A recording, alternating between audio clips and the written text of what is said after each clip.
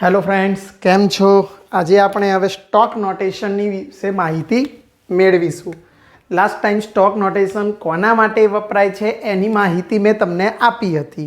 કોના માટે stock notation વપરાય? કે જેની ઓક્સિડેશન અવસ્થા બદલાતી રહેતી હોય તેવા માટે સ્ટોક નોટેશન વપરાય છે. હું આજે તમને ઉદાહરણ કોયડો 8.3માંથી સ્ટોક નોટેશન સમજાવું છું. એટલે આપણે ભણીશું કોયડો 8.3.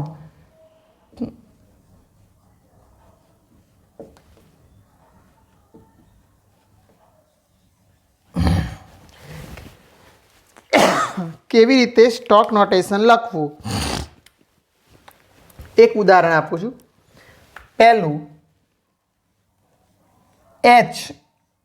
HAuCl4 આવું આપેલું છે. તો પહેલાં Hનો ઓક્સિડેશન આંક આપણે જાણીએ છીએ 1, Clનો ઓક્સિડેશન આપણે જાણીએ છીએ -. Auની ઓક્સિડેશન અવસ્થા આપણે જાણતા નથી, એ બદલાતી રહે છે. Au +1 પણ હોઈ શકે, +3 પણ હોઈ શકે. તો આપણે અહીંયા બંનેની ઓક્સિડેશન અવસ્થા જોવાનો પ્રયત્ન કરીશું. તો Hનો +1 થાય, Clનો 4 ગુણ્યા -1 -4 થાય. એટલે ઓક્સિડેશન આંક ગણીએ તો જોજો, Hનો +1, ક્લોરીનના 4 ગુણ્યા -1 -4 +1 -3, પેલી બાદ જાય તો +3 થાય. એટલે Auની ઓક્સિડેશન અવસ્થા +3 થાય. ઓકે, તો તમારે લખવાનું કઈ રીતે? તો આ રીતે Auની પાછળ તમારે 3 મૂકવાના, કારણ કે ઓક્સિડેશન અવસ્થા તમે કોની શોધી? Auની. એટલે Au 3ના રોમન અંકમાં લખવાના અને પાછળ લખીશું Cl4. બસ, એકદમ ઇઝી થઈ ગયું. ફરીથી જે તત્વનો ઓક્સિડેશન આંક શોધો એને તત્વની પાછળ રોમન અંકમાં લખી દેવા. બીજું લઉં Tl2O. બસ, Tl2O. હવે સાંભળજો, Tl નો શોધવાનો થાય, ઓક્સિજનનો -2 થાય, જાણો છો કારણ કે વીજભાર એ જેનો ઓક્સિડેશન આંક -2, પેલી બાદ જાય તો +2, 2 Tl ના +2 થયા, 2x થાય. એટલે આ ગુણાકારમાં છે, પેલી બાદ જાય તો ભાગાકારમાં જાય. તો તમે શું લખો? 2/2, એટલે જવાબ આવશે 1. એટલે તમે આ રીતે લખશો, Tl ઓક્સિડેશન અવસ્થા Tl2 લખીશું અને ઓક્સિડેશન અવસ્થા 1 લખીશું અને બાજુમાં લખીશું O. એટલે Tl2 લખી શકાય. એના પછી લખું છું FeO. બહુ જ ઇઝી થઈ ગયું, ઓક્સિડેશન આંક શોધતા પણ તમને ડાયરેક્ટ હવે આવડશે. FeO. તો Feની ઓક્સિડેશન અવસ્થા બદલાય, ઓક્સિજનની -2 થાય, બરાબરની પેલી બાદ જાય તો +2 થાય. ડાયરેક્ટ જ શોધી નાખીએ છીએ. એટલે Fe, એક જ Fe છે એટલે કોઈ વડે ભાગવાનું નથી. Fe2 અને અહીંયા લખીશું O લખીશું. એટલે આ રીતે તમે સ્ટોક નોટેશન લખી શકો. Fe2O3. હવે અહીંયા સમજો, થોડોક અલગ આવ્યો. Fe2O3 છે. હવે જોજો, ઓક્સિજનનો ઓક્સિડેશન આંક -2 છે, 3 ગુણ્યા -2 -6, પેલી બાદ જાય તો +6, પણ Feના 2 છે એટલે 6ને 2 વડે ભાગવાના. એટલે એક Feનો કેટલો થાય? 3. એટલે 3 થશે, એટલે લખવાનો Fe2 પણ પાછળ 3 અને અહીંયા O3 લખવામાં આવે છે. એ જ રીતે બીજું લખું CuI. તો CuIમાં Cuનો ઓક્સિડેશન આંક બદલાય, Iનો તો હેલોજન છે, હેલોજનનો ઓક્સિડેશન આંક -1 લેવાનો. ઓકે, તો Iનો -1, પેલી બાદ જાય તો +1, તો Cuનો ઓક્સિડેશન આંક એક જ Cu છે એટલે ભાગવાની જરૂર નથી, એટલે +1 થશે. એટલે તમે આ રીતે લખી શકો, Cu પછી 1 અને પછી એની પાછળ I લખવામાં આવે છે. તો આ રીતે તમે ઓક્સિડેશન આંક શોધીને સ્ટોક નોટેશન લખી શકો. એ જ રીતે CuO. તો CuO લખું તો ફરીથી તમે અહીંયા સમજી શકો છો. Cuનો ઓક્સિડેશન આંક શોધવાનો ઓક્સિજનનો -2 પેલી બાદ જાય તો +2 એટલે તમે લખશો Cu ઓક્સિડેશનાંક 2 અને પાછળ O, કારણ કે ધાતુના નામની પાછળ જ જનરલી ઓક્સિડેશન લખવામાં આવે છે.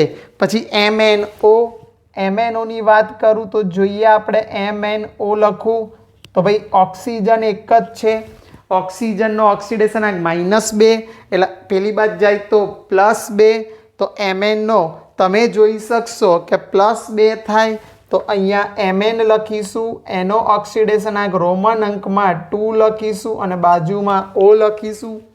આ જ રીતે MnO2 છે, MnO2 લખીએ તો પાછા ફરીથી તમે જોઈ શકો છો ઓક્સિજનના પરમાણુ 2 ગુણ્યા -2 ઓક્સિજનનો 2 દુ 4 -4 પેલી બાદ જાય તો +4 એટલે તમે અહીંયા લખશો Mn, 4 ની જગ્યાએ IV અને O લખી O2 છે એટલે અહીંયા O2 લખવા પડશે. તો આ રીતે તમે કોયડા 8.3માં સ્ટોક નોટેશનના રિલેટેડ પ્રશ્નો આપ્યા છે તો આ રીતે શોધી શકાય. હવે થોડાક સ્વાધ્યાયમાં અલગ ટાઈપનું સ્ટોક નોટેશન છે, નામ ઉપરથી એનું સ્ટોક નોટેશન લખવાનું છે. તો હું સ્વાધ્યાયના પણ સ્ટોક નોટેશનના ટોપિક તમને સમજાવી દઉં છું. એ સમજીએ આપણે સ્વાધ્યાયના સ્ટોક નોટેશનના ટોપિક.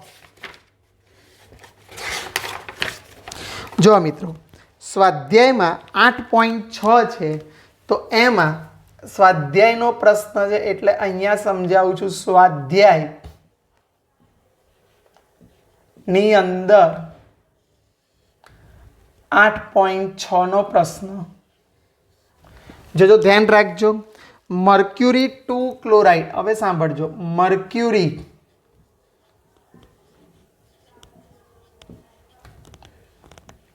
2 ક્લોરાઇડ સમજવાનું છે. મર્ક્યુરી એટલા Hg થાય, આટલું યાદ રાખો. અને મર્ક્યુરીની ઓક્સિડેશન અવસ્થા Cl ની તો -1 થાય, પણ Cl ના કેટલા પરમાણુ લઉં તો 2 થાય ઓક્સિડેશન મર્ક્યુરી, તો HgCl2 સીધો જવાબ આવી જાય તમારો. એટલે તમે અહીંયા HgCl2 લખશો તો જો Cl ના 2 પરમાણુ ગુણ્યા -2 પેલી બાદ જાય તો +2 એટલે આને લખાય મર્ક્યુરી 2 ક્લોરાઇડ.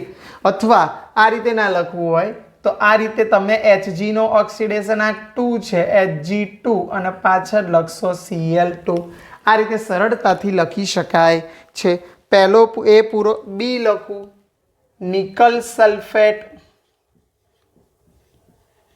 Nickel 2 sulphate.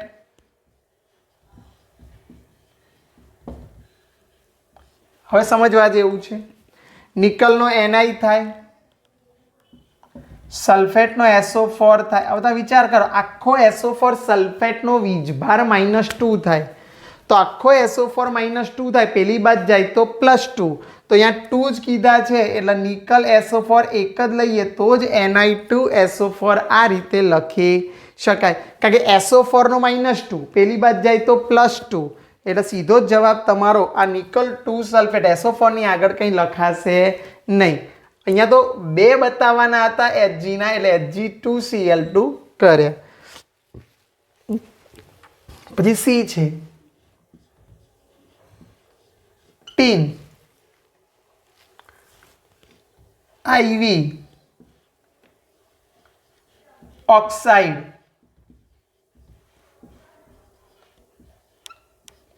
હવે ટીનની 4 છે તો ટીનનો તો Sn થાય, ઓક્સાઇડનો O થાય. હવે સમજવાનો છે તમારે. ઓક્સાઇડની ઓક્સિડેશન અવસ્થા -2 થાય. સાંભળજો, સોરી, ઓક્સાઇડની ઓક્સિડેશન અવસ્થા -2 થાય તો આવા કેટલા -2 લખું તો 4 જવાબ આવે. તો 2 લખું તો 2 દુ 4 -4 એટલે અહીંયા IvO2 લખી શકાય. થોડું ભેગું થઈ ગયું છે તો આપણે આ રીતે 4 લખીએ IV અને O2. હવે તમે ગણશો તો 4 થઈ જશે. ગણજો, 2 ગુણ્યા -2 -4 પેલી બાદ જાય તો +4 એટલે 4 આવી ગયો ટીન ઓક્સાઇડ. એના પછી છે થેલિયમ 1 સલ્ફેટ.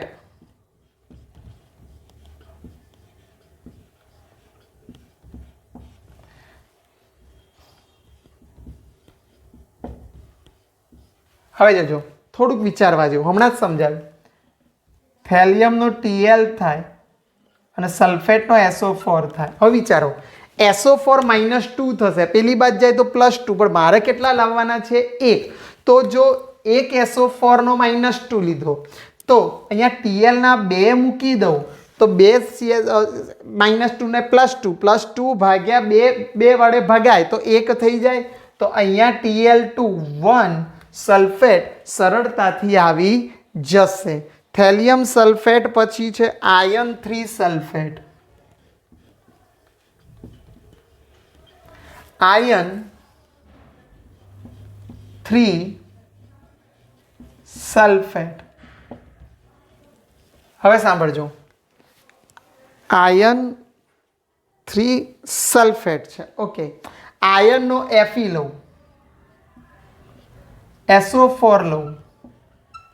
હવે સમજો 3 લાવવા હોય તો SO4 ની સંયોજકતા -2, એટલે આમ ક્રોસ કરું તો Fe2 આવે અને SO4 લઈશ તો એ તો થ્રાઇસ આવશે. કેમ થ્રાઇસ કર્યા સાહેબ?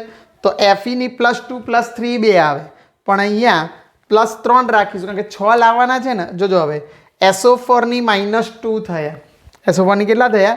-2. 3 ગુણ્યા -2 એટલે 3 દુ કેટલા થાય? 6. -6 પેલી બાદ જાય તો શું આવે? +6. 6 ભાગ્યા 2 એટલે જવાબ તમારો શું આવશે? 3.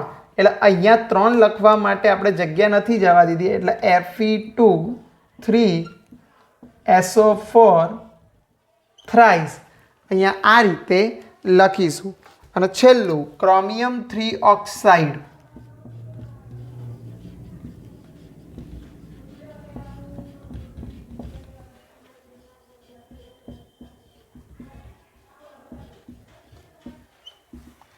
ક્રોમિયમનો Cr અને ઓક્સાઇડનો O.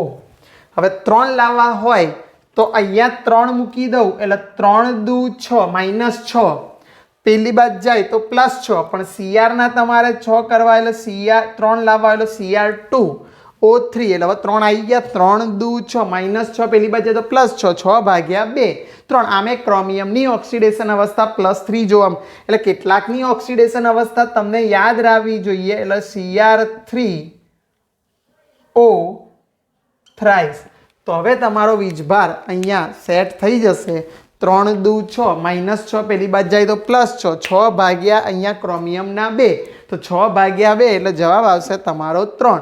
તો મિત્રો અહીંયા આ રીતે તમે સ્ટોક નોટેશન વિશે ભણી જશો. હવે પહેલામાં થોડાક ઓક્સિડેશન આંક રહી ગયા હતા, પહેલા સ્વાધ્યાયના કેટલાક 2 ઓક્સિડેશન આંક રહી ગયા હતા, આપણે એ જોઈ લઈએ. જોજો, એમાં એક મોટો ઓક્સિડેશન આંક હતો KAlSO4 twice into 12H2O.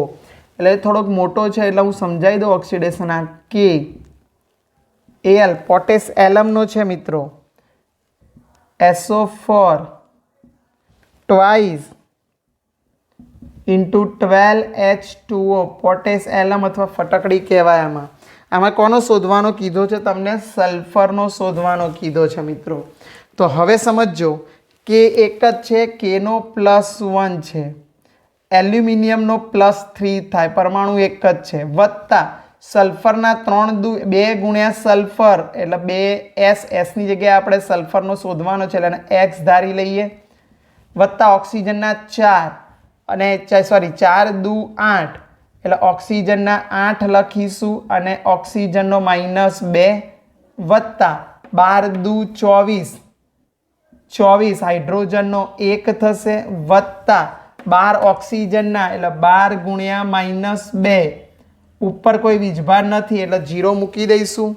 That implied is equal to 3 ને 1 4 અને 8 દુ 16.